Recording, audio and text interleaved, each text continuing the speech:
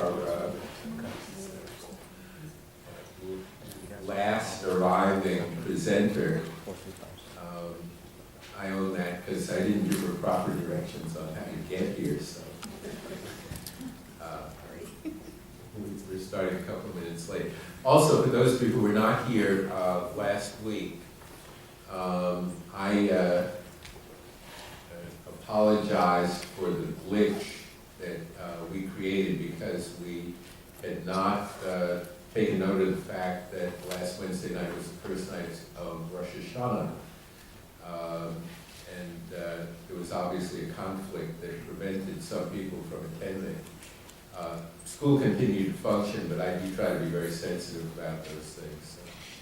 So, for those of you who couldn't be here to either share in the session on homelessness or to hear my apology about scheduling over Rosh Hashanah, my apologies, and we try to avoid that in the future. There are some materials which have been left outside on another forum which is taking place tomorrow night. It's the Economic Policy Forum, and materials on that are on the table outside. And Kelly, did you want to say something about opening our doors? Hi, I'm Kelly Brilliant from the Fenway Alliance, and we do a free festival on Monday, October 9th. So coming up very soon, and there's some flyers. But it's all throughout the Fenway, and to find information, just go to fenwayculture.org. And for those of you who haven't heard from me prior to tonight, I'm Ted Landsmark, and I'm the facilitator of these open classroom sessions. Tonight we're talking about art and culture, culture and art. We start with the city's, I love saying this, Za. Julie Burrows. Julie, you're on. Oh, great. All right. Batter up. It's the last time you'll hear me use a sports metaphor. Oh, is there a mic over here? Should I bring my mic? There should Yeah. be a mic over there. There should be a mic over here. Is this thing? Yeah, that's. Oh, it's a this mic. I got it. I'll do this. Is this on? No. I'm in the arts. I know how to work a mic. I can't hold it. It's hard for me to hold it and do my notes and do my slides, so I don't want to hold the mic. I'm sorry. Sorry to be picky, but it doesn't work. I've done this before. Okay, great. Artists. Not my first time at the rodeo. As a matter of fact, this is my third appearance at the Myra Kraft Open Classroom, and I'm delighted to be back. And for those of you who are repeat customers, repeat customers is a huge compliment. For those of you for whom this will be your first time hearing about the Boston Creates Cultural Plan, I'm going to go pretty fast. I've got 10 minutes by my own design. I've got 10 minutes. My colleague, Cara Elliott Ortega, is not going to join us tonight. I'm going to cover all the content that she was going to cover because she is working on a giant grant application for the NEA, and the deadline's coming up. And so she was like, I need to work on the grant. Is there any way you could cover what I'm going to cover? I said, yes, of course. So it wasn't about me hogging. It was about an incredibly diligent and dedicated public servant trying to do her very best for the city of Boston. I'm not exaggerating at all. She's awesome. All right, let's get to my presentation, which I'm assuming is somewhere on the desktop here. Here we go. All right. So I'm going to talk about Boston Creates, and then my colleagues on this panel will talk a little bit more about their roles in bringing this plan to life, to realization and implementation. And this is what the cultural plan, Boston Creates executive summary looks like. I just brought one copy to show you, and if anyone wants to take a a look at it, maybe come during the break and take a look. So I am the Chief of Arts and Culture for the City of Boston. I oversee the Mayor's Office of Arts and Culture, which are pretty new creations. We've always had some functions within city government that deal with arts and culture, but my department was created by Mayor Walsh in 2014, and my job was also created by Mayor Walsh.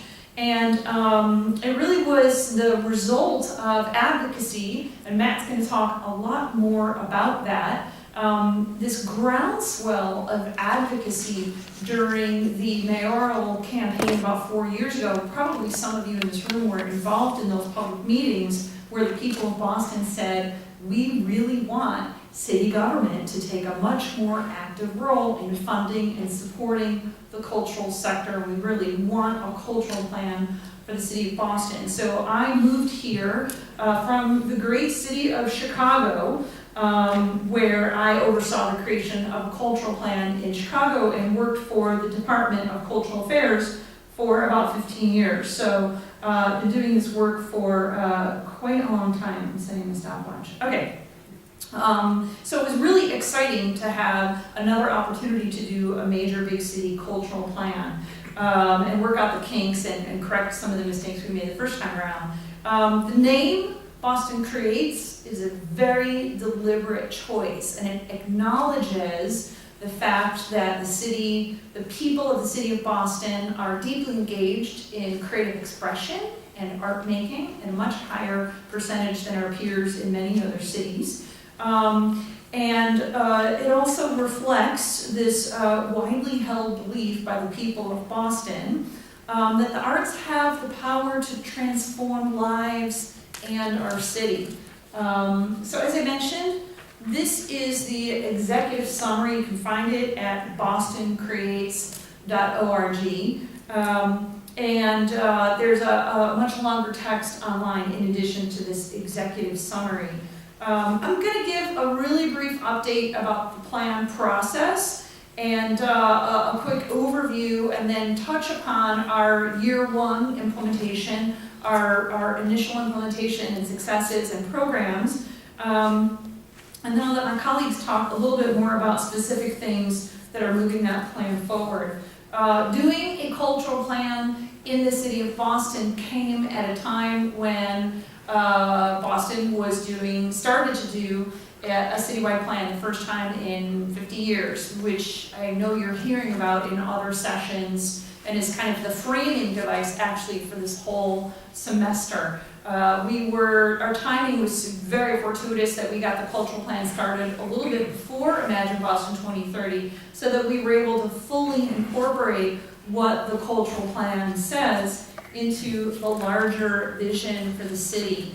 Our process was deliberately very, very inclusive, and we recruited volunteers, members of neighborhood teams that were organized by neighborhood, multilingual, very participatory, and we designed this process specifically to empower diverse cultural leaders, younger, more emerging neighborhood-based leaders, really helping them to pull together the cultural movers and shakers in their neighborhood and tap into their expertise, thinking they knew best how to reach the people in their neighborhood, in their community. And so that meant, in Roslindale, they were out at the farmer's market every Saturday. And in Roxbury, they were engaging artists of color very deeply in a conversation about the cultural life of the neighborhood. This is just an infographic that summarizes this very multifaceted, multi-layered research effort. And it was actually very much informed by the experience of our multifaceted team that carried out the cultural plan. And it was also informed by looking at lots and lots of other cities that had done cultural plans, kind of benchmarking and looking at some best practices. So we had a very smaller, closely held steering committee who advised us very, very closely on the shape of the project from conception, from before I got to Boston. Tad was a member of that steering committee. We had larger town hall meetings that were very participatory, the neighborhood-based teams that I mentioned, sort of a high-level leadership council, sort of broader than the city of Boston, to get some thinking from philanthropy and other sectors about how to do this. And we also carried out a survey where we asked people to tell us, how do you engage in culture? What are those barriers? What are those opportunities? We tapped into existing networks and had focus group conversations. So this was like the Dance Alliance and other discipline-specific networks, and all of the university art leaders, who are almost never in a room together. And we also trained community leaders in how to carry out a conversation about arts and culture in their community, and empowered them to have those conversations, and then created a mechanism for feeding back all that information, all that data. And all of it was synthesized over a period of time. And I'm gonna really, very high level, summarize some of what we learned in this engagement process about the challenges and the opportunities. And for you native Bostonians who have a deep history in the city, these findings, I think, won't be a huge surprise. That there are a lot of silos and a lot of divides between disciplines, between sectors, between neighborhoods. And that the infrastructure has some real weaknesses. Our cultural facilities are really underdeveloped. They're not really subsidized like they are in many other cities. We have a real lack of affordable spaces in every sense for the cultural sector. There are some real gaps in our funding sector. But there's a ton of strengths, and you'll know those really well. We have so many nonprofits. We have a deeply engaged population. We have very high levels of private philanthropy. We've got these world-class cultural institutions, many of which are in the Fenway Cultural Alliance.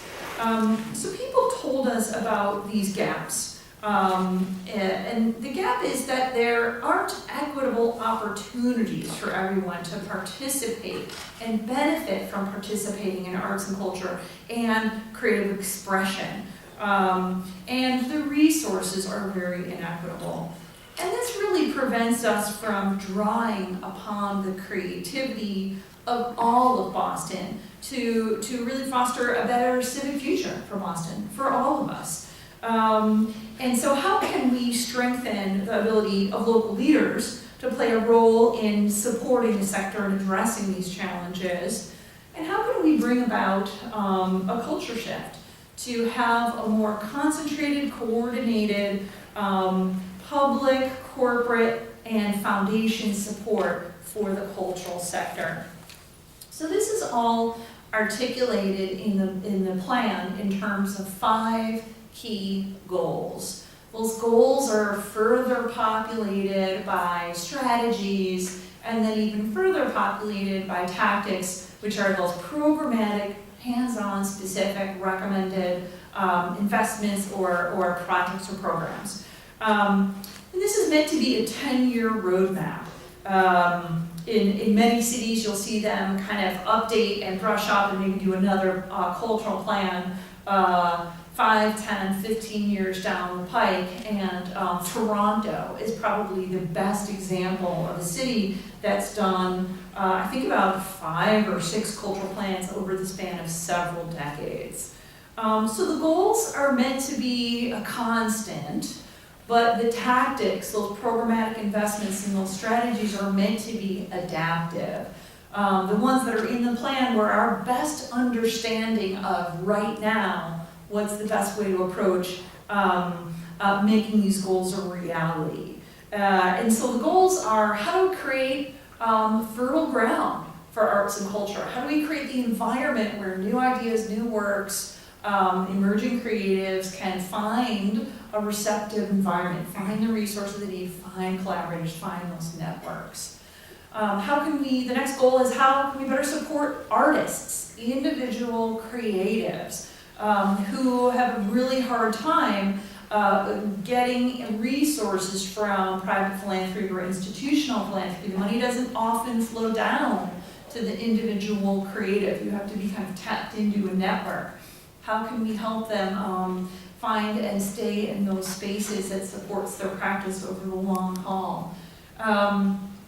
Equity, racial and cultural equity, and equitable access to arts and culture is a huge issue. It sort of ripples through every aspect of this plan.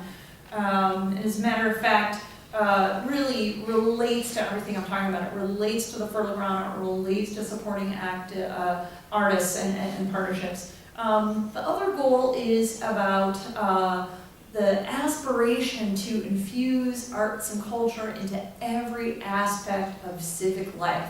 It's part of climate change. It's part of our economy. It's part of being a resilient city, being an equitable city. Arts and culture plays a role in all of it. And then finally, the last goal is about how can we help foster the kinds of partnerships that it's going to take to make this plan, to make this vision a reality. And when we pivot to implementing this very ambitious plan, we looked very closely at what is the role of the city, of city government specifically, a city government that did not have a big role in supporting the cultural sector for several decades. How do we build that muscle, build out those programs, build out that funding? And we really looked at what should the role of the city be. Is it something that the city carries out? Does my department create a program and fund a program and carry it out? Are we a partner with other agencies within city government, outside of city government? Or is the city just a catalyst in trying to maybe spark the inspiration and foster some partnerships? And then we also looked at a very rigorous prioritization exercises, right? A 10-year plan. What do you do first? What's the logical sequence? You've got to do certain things first in order for things to come later.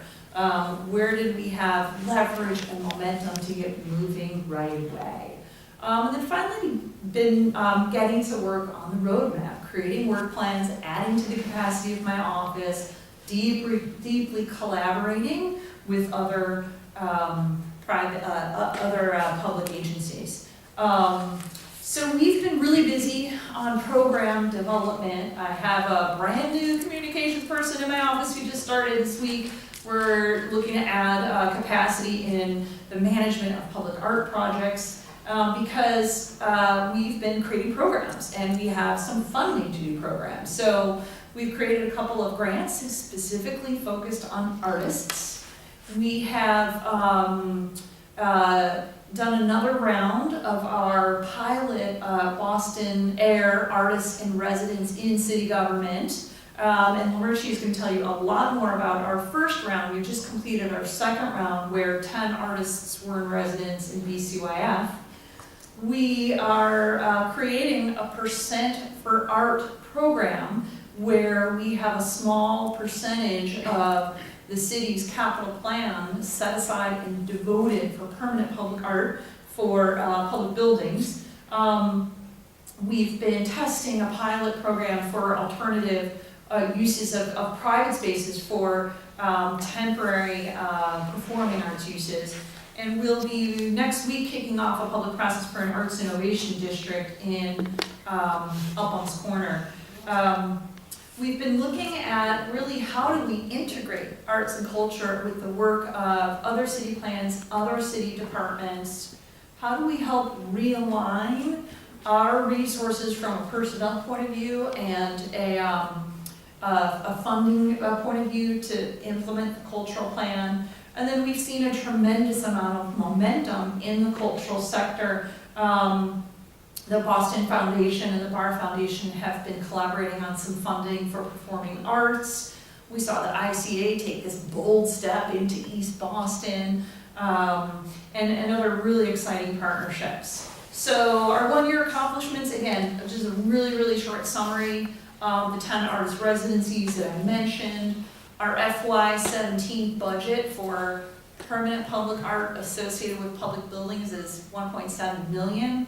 JP Public Library is one of the first projects. We'll be announcing that artist soon. We'll be issuing a call for artists at the Vine Street BCYF, and then the Dudley branch of the Boston Public Library, and many more to come. And we'll soon be announcing the second alternative space pilot at Mass Pioneer. 2 arts organizations are going to be in there for a year, free of cost, for rehearsal and production. And then I mentioned the Arts Innovation District pilot in Upham's Corner. So we're really excited about this very innovative approach to tapping into the creativity of artists to help city government come up with new approaches, ask really probing questions, and explore the role of arts in all kinds of government work. Lamerchi Fraser is going to talk about her residency in our first round, and I will just give you a taste of the second round, which just completed. This is just a slide that shows our 10 artists. They're from very diverse backgrounds, very diverse genres, diverse ages, diverse ethnicities. Several of them are immigrants to this country, and working in diverse media. About a week ago, there was a celebration and a culmination, and we have short videos that help tell the story of each one of these collaborations.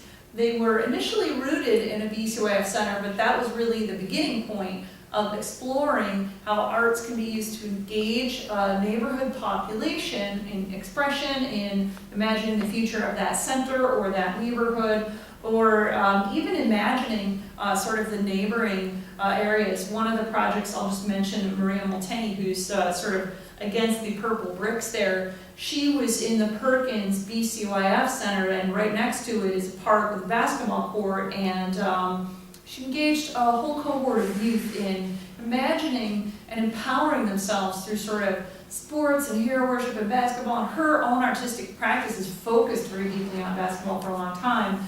Her residency culminated in an art installation on the basketball court right next to the Perkins Center, and then it played host actually to the ART one-man show, Heart of the Paint, which is a performance piece all about basketball and racial equity, and it's kind of an amazing show. It was also on Rosh Hashanah, so I personally was not there, but I heard it was fabulous.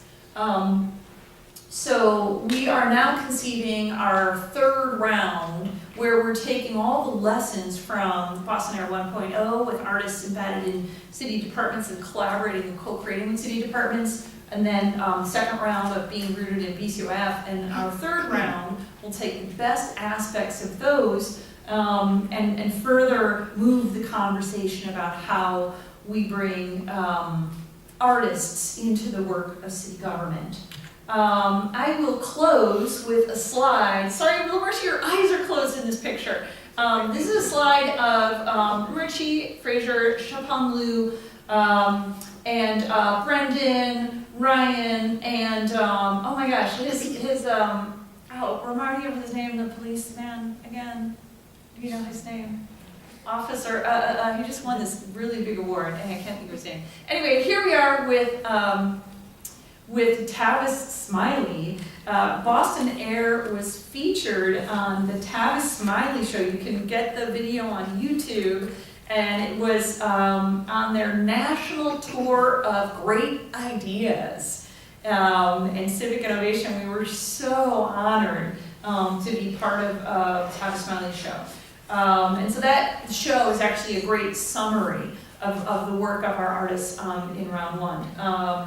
So I know I went really fast, probably a million questions. We have a ton of time for discussion. I think it is my pleasure to bring up Lamerchi Fraser to talk about being a Boston Air next. Thank you.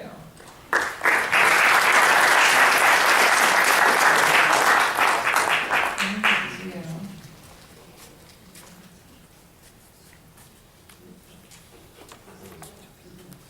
Thank you, Julie. It is my pleasure to be here tonight, to be able to address this audience of wonderful people who live in Boston. And I want to thank Dr. Ted Lansmark, Julie Barrows, for this opportunity to participate in an open classroom.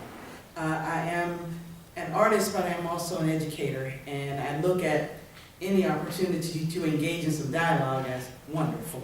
And as a result of what was posed through the Office of Art and Culture created by the mayor, there was an opportunity afforded me and 2 other artists that were selected from 111 artists to participate in the first round of Boston Air.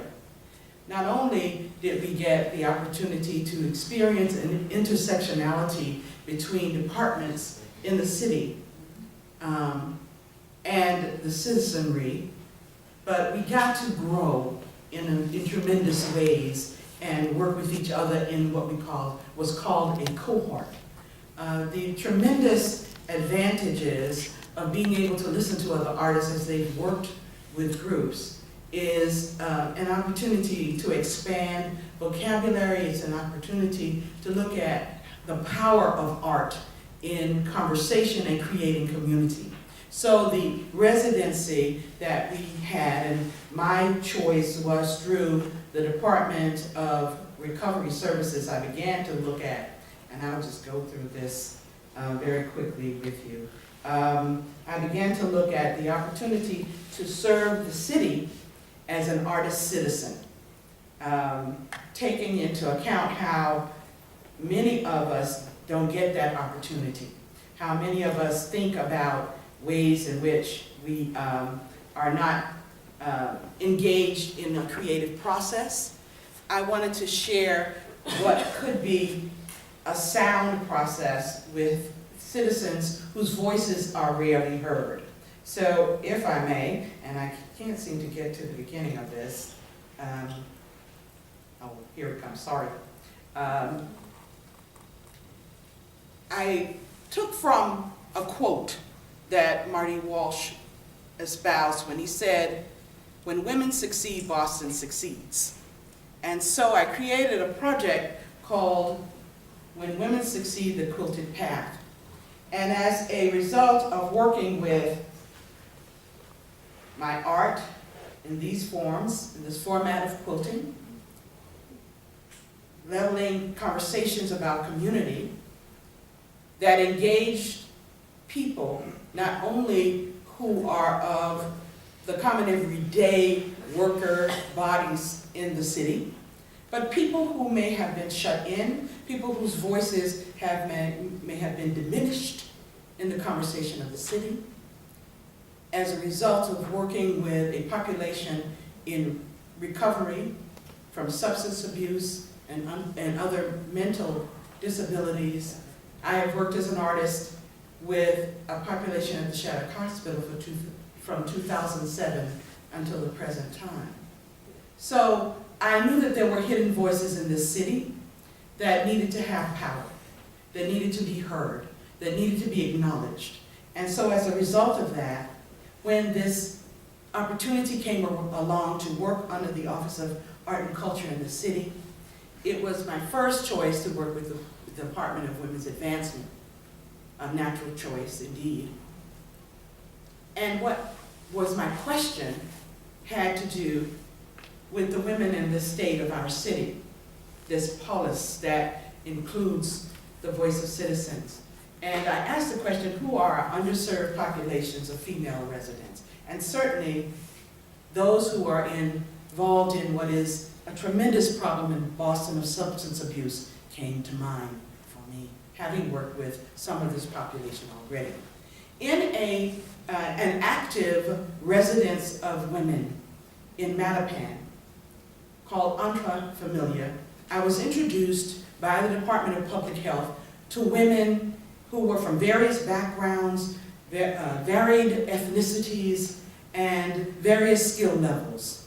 But as a process of working together and creating a dynamic of group activity and work and creating a community, I began to see how this group of women and groups that I had worked with before, how they succeed, how they then become active and empowered.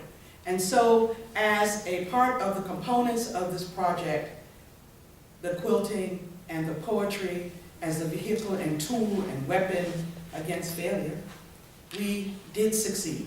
Civic engagement began, and as a process of our working together, we were able to have conversations about their own place in the city, their own place in the neighborhoods. And so, as a result of that, they produced these wonderful quilts. Most of them had never sewn before. They had not done poetry in any real format before. And so, as they progressed through the series of sessions that we had, they produced their own stories. Their stories that could then be displayed in places like the Strand Theater, and tomorrow we will have a reception at City Hall that will include some of their work.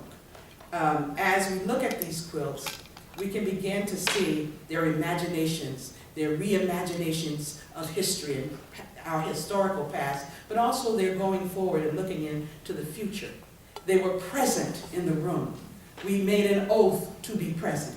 We made an oath to help each other. We made an oath to understand ourselves better, and it happened. They looked at many subjects, and as I think we considered Boston and its largeness, we considered Boston as this space of geographic location, but as space for voice. It culminated in much of what they thought of as going places. Boston as an anchor for them, as a recovery community, the support that they got from each other, and creating this community within those rooms of entrefamilia were very important to them. And if we even had to reschedule, there was upset. So it was one of great commitment. Their poetry ranged in topics from their home and my city to where they were going. One of them says, "My city is a catcher, cultures of people. I become one with it, walking in the same footsteps of others." One who had not written poetry before, she confided in me. "I am from a place that was dark on the inside but bright on the face. I was happy there, but someone made me notice I was going nowhere. I decided to stop, take a look, think about my stuck life. Now I feel better. I live one day at a time. I hope it lasts forever." So these are some of the examples of what they produced as poems. I have others that you could see. There is a video that was produced by one of the artists in Boston, Rasheen, that can tell you more of the story of the women, and I will make that available to you if you so desire, or we can play it maybe later during the session. But I also had an opportunity to expand my practice in working in collaboration with the Boston App Lab Boston Common.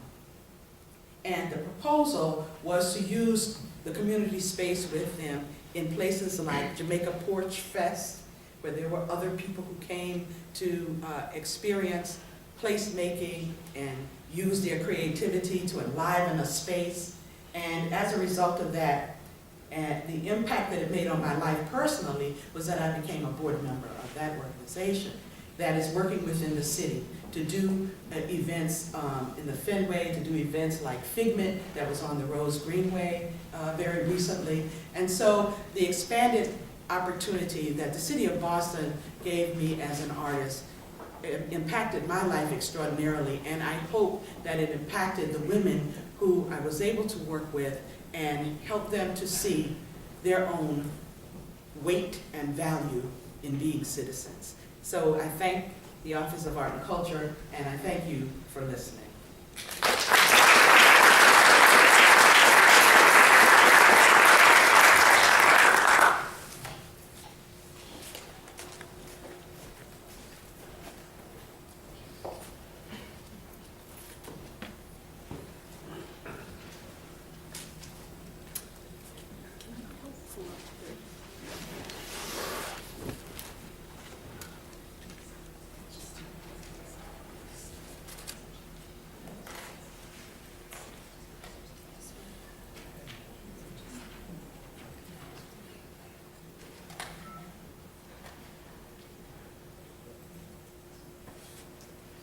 Hi, my name is Kelly Brilliant, and I'm the Executive Director of the Fenway Alliance, and I want to thank Ted and the Dukakis Center and my fellow panelists. It's really an honor to be here tonight.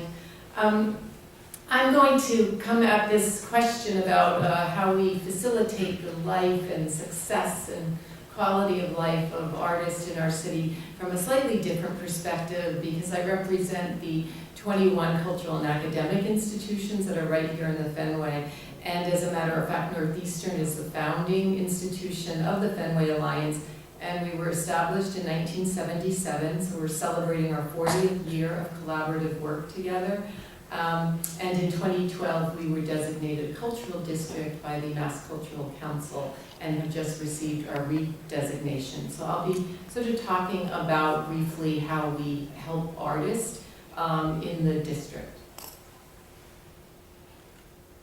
So these are just some of the ways we brand our district. The vertical brand is a beautiful design that was given to us as an in-kind donation by the designer Selber Perkins, which is a wonderful local design firm. The circular one is the Mass Cultural Council designation, and the Fenway one at the bottom is our individual logo, so they all sort of interact with one another. This is just a quick mission statement. Basically what it says is that our real goal for the Fenway Alliance is not just to be an inward-facing entity that helps our individual institutions, although we do that. It's to be outward-facing and to improve and enhance the entire area. These are the members of the Fenway Alliance.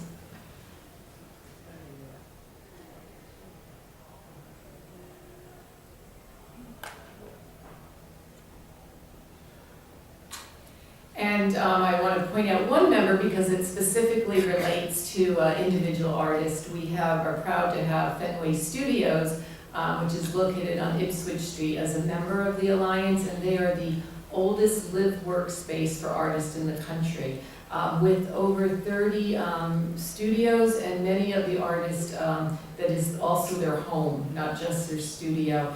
And in fact, they're having an open studios coming up. I believe it's November 11th, thank you, thank you.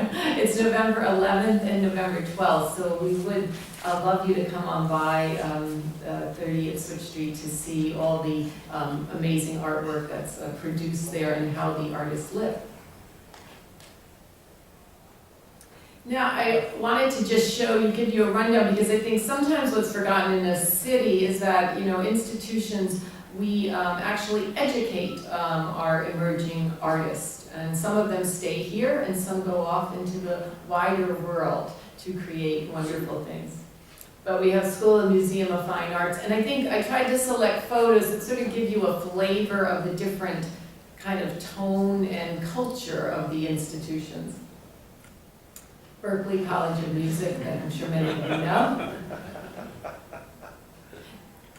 New England Conservatory, and I think it was funny, at one point Berklee did a whole campaign, and the slogan was, "Nothing conservatory about us." So you kind of see the difference, right? Boston Arts Academy, and this is the only high school in Boston that's dedicated to the arts and the performing arts, and the students are amazingly talented in this organization. Massachusetts College of Art and Design, just down the road.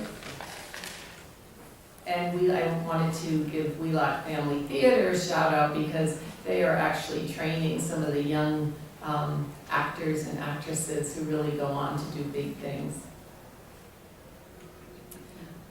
In addition to just educating and training emerging artists, we at the Fenway Alliance, the entity, that is my organization, we actually do programming with artists. So one of our larger programs was a program funded by the National Endowment for the Arts called the Opening Our Doors Artist Residency.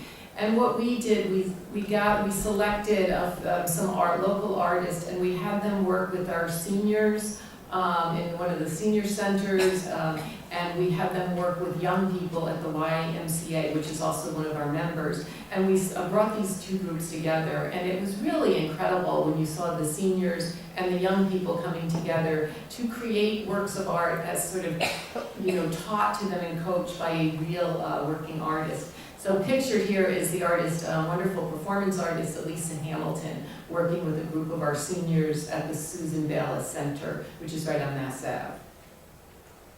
This was another piece she did working with some of the young people, and they made like wishes that they put on these pieces of paper, and then they hung their wishes outside, and it was sort of art and performance, really cool piece.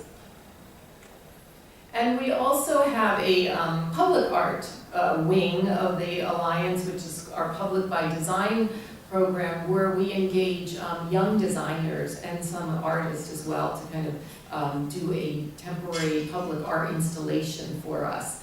And this one was, I think the first that we did was located in Evans Way Park. It's called Enfold Evans Way Park, and it's by the designer Kim Poliquin. And this piece won several awards. This is another one that Kim did for us for one of the programs that we do, which is the TEDx Fenway series. And this was called Hydra. This was done by a young architect from Woody Clancy. And this was a cool piece because it's in Evans Way. It was throughout the whole park, and kids would go under it, underneath it, and really play with it in a way that we didn't necessarily anticipate. And this was a lovely piece called Sparkle and Chime by Jean Kim and the Shepley Bullfinch team. He was a young architect, and what he did, he worked with computer parts and made this massive chiming art piece that hung over the treetops in Evans Way Park. And as the wind blew, it chimed, it made a sound component. So that was a really lovely piece. And our last one, we were able to engage two actual working artists for the first time, so we were pretty delighted to do that. One of the artists was from Ireland, Praveen O'Frallahy, and his piece was south of High Brazil, and you can't really see that piece. Unfortunately, my photo only has the Michael Dowling well house, but the pieces kind of talk to each other. Praveen's piece was in the lagoon at the MFA. It was like this beautiful floating boat or float, and the house was like sort of right next to the park. And they were really interesting pieces that spoke of some of the Irish American immigrant experience. And so that was last year we were able to commission those pieces. So in addition to engaging individual artists and emerging artists, we also do programming at the Alliance that hopefully is just for artists and a much wider audience. I just wanted to quickly touch on some of the programming that we do here. As most of you know, I'm sure everyone knows TED Talks, Technology, Entertainment, and Design. So we hosted TEDx Fenway. We've done it pretty much like every other year. We've done about 4. We'll be bringing it back probably next year or the year after. Our big hallmark event, which I mentioned earlier, is opening our doors. It's the largest day of free cultural experiences in Boston. This year it's October 9th. If you go to fenwayculture.org, the list of programming is up online now, and I invite everyone to come and tell all your friends and relatives about this day. We have our largest one ever. It's 97 events this year, taking place in 20 locations in the Fenway, and it's a really special time. We bring together all of our institutions, but we also bring together over 20 community partners to hold this day. That's the opening our doors at the MFA. Activity for opening our doors. And these are just some of the goals, and most of you familiar with culture and the arts would understand why these are important goals for the Fenway Alliance.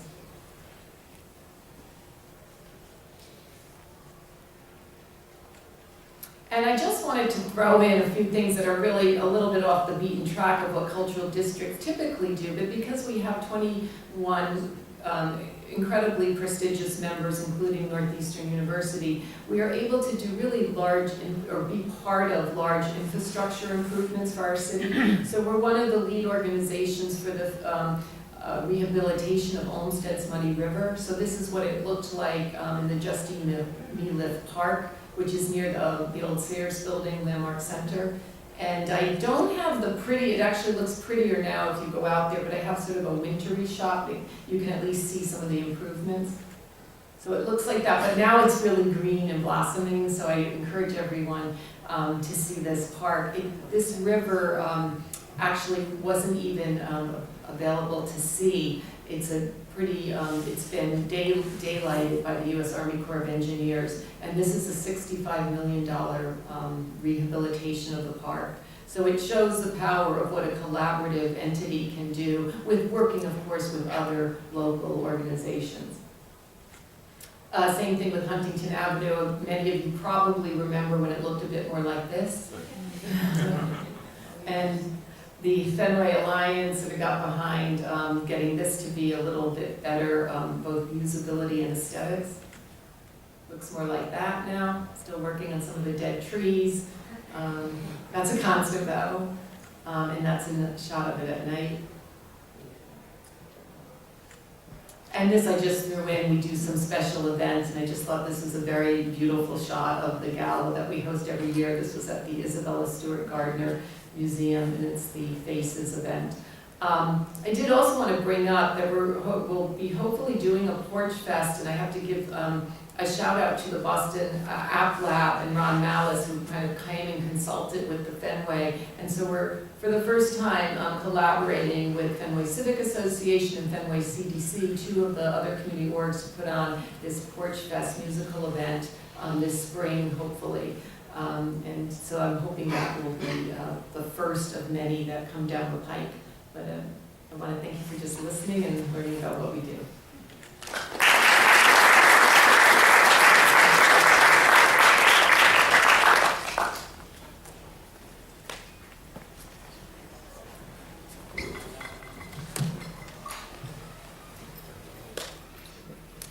Good evening. My name is Matt. No slides, so you can just look at me. I just want to thank the previous performer, because I think they set a great context of all the great work that's going on in Boston. Julie for just being here and creating this great plan, Boston Creates, which is putting Boston on a great path in creating opportunities for Lamerci and the work that she's doing, and then just looking at what the Fenway Alliance is doing, just all the great activity that is going on. So it's kudos to the path that we're on. And I'd say it's not just here in Boston, but in other cities across the Commonwealth, similar types of things are happening. Mayor Curtatone in Somerville, the city manager in Worcester, Ed Agostine, Dick Alcombrate out in North Adams.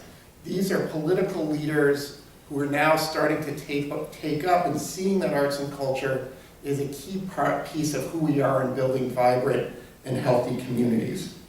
What I'm going to talk about for my 10 minutes is kind of not about the specific art and culture, but kind of the context in which this is all happening, the politics and where does arts and culture play in our political thinking and the priorities of our communities here in Boston and across the state.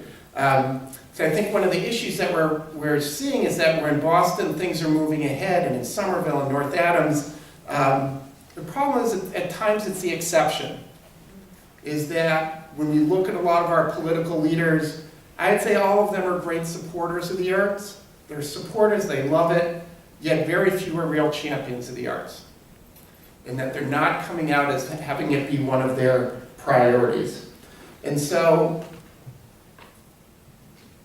one of the reasons that Mass Creative is here, and it's been here for 5 years, is how do we start moving our political leaders from folks who just like the arts and think it's a nice thing to champions of the arts who understand that it's necessary to the fabric of life here in the city and across the Commonwealth. Because if you look back in 2010 when the idea of Mass Creative came up, The political support for the arts in Massachusetts was not so great. We have a vibrant community here in Massachusetts. We have world-class institutions. We have over 6,000 nonprofit groups that work on arts and culture across the Commonwealth. Yet in 2010, statewide support for the arts community was at an all-time low. It was at $9 million. 1988, it was at $27 million. So in those 20 years, state support for the arts had dropped 2/3 to $9 million. The city of Boston, back in 2010, was spending virtually nothing directly on arts and culture.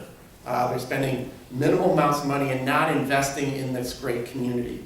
And if you look at arts education in our schools, it's been on a steady downcline. Access and participation in arts education in our schools was at a steady decline. And so in 2010, folks got together, the Mass Cultural Council, the Boston Foundation, and a number of arts leaders came together to say, why is this happening? And one of the questions was that we as an arts community were not engaging in the politics. We were not engaging in telling our story on why arts and culture is a public good, and talking about all the things that Julie talked about and why it's so important to build vibrancy and health in our community. And that's why Mass Creative was formed in 2012. So we are the state's advocacy group for the arts and cultural community. Our mission is to build a more healthy, vibrant, and equitable Massachusetts by bringing together the arts and cultural community, its leaders, its supporters, and partners to advocate for the resources the community needs to thrive.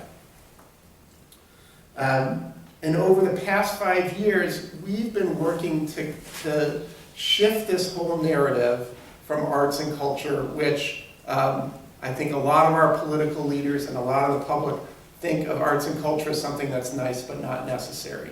And how do we shift that narrative? So we do it in 3 ways. And I was going to briefly go through a little bit of our program and show kind of how it's been important here in Boston. We have 3 core programs: public education, advocacy, and organizing. Public education is how do we shift this narrative from nice to necessary by telling the stories of the community and the impact that they have. Both the individual stories like Lamerchi talked about artists building connections and making beautiful art and making connections with the community and how it transforms us as individuals. And more of the macro stories too, of towns like Pittsfield, who has reinvented itself into a cultural hub in the Berkshires, or Washington Street here in Boston, with theaters that have now reinvented that street into a place. How do we better tell those stories? The second is to advocate for policies that are going to help the community thrive. How do we build a stronger economy by supporting creative workers and artists to do their work? How do we build a stronger education system by making sure arts education is a core piece of that education? And how do we build vibrant neighborhoods that are anchored by cultural institutions of public art and great spaces? So to be out there on a state and city level and advocate for policies that allow all this great work that you just heard about to happen. So we educate, we advocate, and then the third thing that we do is we organize ourselves to build more power for the community. Back in 2010, there wasn't much of an arts movement. There wasn't a sense that the arts community spoke in a forceful and powerful voice. And so over the past 5 years, with the help of the arts and cultural institutions and supporters, we've been starting to build a unified voice for the arts. And one of the key pieces of our work is shifting our organizing strategy and our advocacy strategy from one that was a grass tops strategy to one of a grassroots strategy. Does anyone know what a grass tops organizing strategy is? Huh? Who does? Yeah. You don't want me to answer. So when you think of grass tops, it's traditionally the advocates for the arts community was the leaders of the arts communities. It was Matthew Teitelbaum, or the head of the MFA, or it was Jill Medvedow, the head of the ICA, was the executive directors of the our arts community, which is great. Those guys are smart, they're articulate, they're very influential advocates. Yet it didn't really have a whole lot of depth to it. So what we've now been doing is building more of a grassroots effort to support the arts. It's having all of you guys provide the opportunity to tell your story on why arts and culture and creative expression is important to you. Kind of think about it as, you guys probably all know the Sierra Club, right? Environmental group. They have great leadership, but where does their power and strength come from? They have 2.5 million members.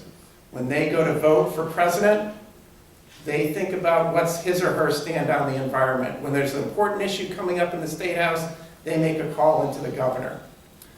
We're trying to do the same thing with the arts community. So there may be some times when you go to the theater and the general manager welcomes you. Welcome to the speakeasy stage for our show tonight. I want everyone to take out their phones. But tonight, we're not going to turn off our phones. We're actually going to turn them on. And we're all going to send a text to the governor to tell him that the arts are important and he should support them. So you can think, if we're starting to do that broad base across the state, how our political leaders are going to start getting the message. Or many of you now who may be members of arts institutions and cultural institutions may be getting emails now to say, well, normally I email you to come to a show or give us some money, but today I'm emailing you because up at the State House, there's an important vote coming up tomorrow. In fact, tomorrow the State Senate's going to be voting on whether they should override Governor Baker's veto of the Mass Cultural Council. And we need you to click this button and send a message to your state senator to show him or her that you care about the arts in this way. When the governor did that last year, we generated 12,000 emails into the State House within a week. And it sent a clear message to our political leaders that this matters, that arts matter, and we need to pay attention. So one of the interesting campaigns that we're working on now is around the mayoral elections here in Boston and across the state.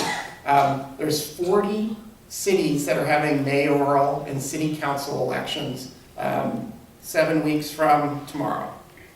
And we look at elections as a real important time in our community. It's a time when you talk about the challenges, you talk about the strengths, and you talk about the vision of what you want your community to be like.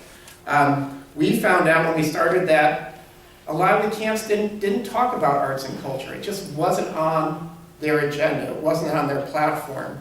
So we've made a commitment over our 5 years to work to inject arts and culture into campaigns, both to encourage candidates to come up with platforms and to encourage voters to put it in their calculus of when you go and vote on election day, that you're thinking about where does arts and culture fit and where does our candidate stand.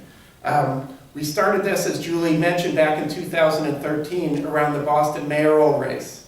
It was a great opportunity with Mayor Menino stepping down, is let's work to make sure the next mayor is an arts champion. We sent out questionnaires, we had individual meetings, and we had an arts and cultural forum. It was the largest event of the mayoral election in 2013, where over 600 people came to hear all the candidates talk about what arts and culture meant. And it had a big impact. Not only could we hear what the candidates were saying, but the candidates saw clearly that it mattered to the voters. Seeing 600 people in the audience saying, we care about what you're saying on arts and culture makes a difference.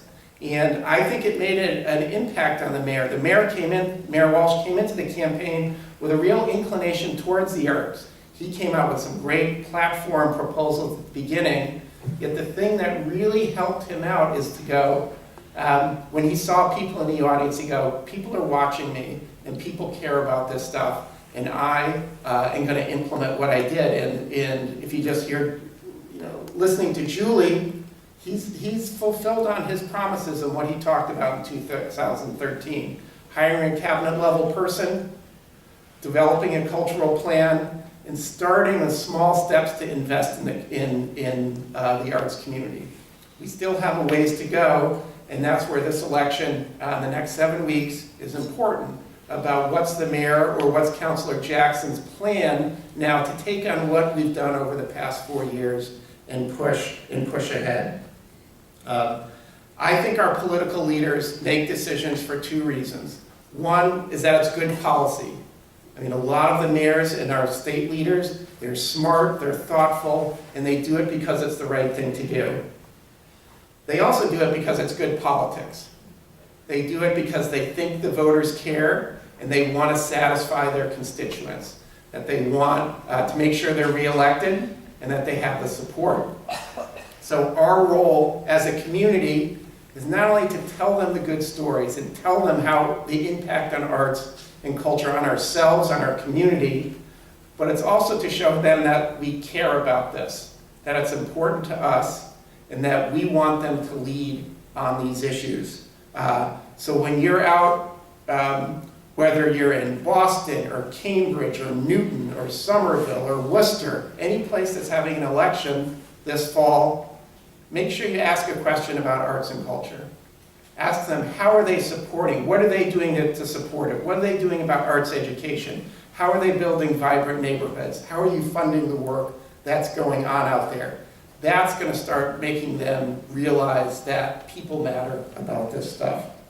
So it's exciting. We're working in about 20 cities, from Boston, Cambridge, Lynn, Lowell, North Adams, Springfield, Newburyport, where there's elections, where now folks are talking about arts and culture. Both the candidates and the voters are starting to engage. And we can see the impact of what's happened here in Boston. The mayor has done great work over the next 4 years, and he's poised to do even more over the next 4 years if we make sure that he knows that we're out there watching him and encouraging him to be bolder and to be out there, whether it's Mayor Walsh or Councilor Jackson. Let's make sure that our next mayor or the continued mayor of Boston is a champion of the arts.